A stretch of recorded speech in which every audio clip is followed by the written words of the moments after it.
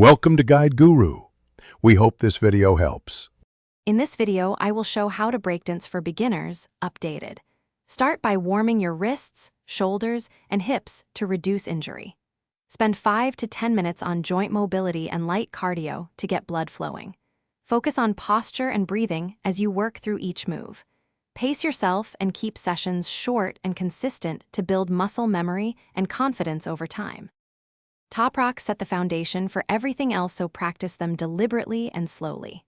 Stand tall, step in time with the beat, and exaggerate arm movements to feel the rhythm. Use a metronome or a slow song to lock in timing, then add subtle weight shifts to improve flow.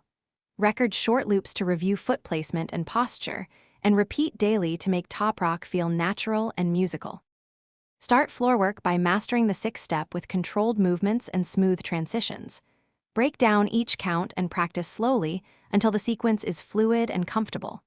Work on the baby, freeze in short bursts to develop balance and wrist conditioning. Complement practice with core and shoulder exercises to protect joints and improve power. Gradually increase speed only after movement quality is. Thanks for watching. Consider subscribing if we helped you today.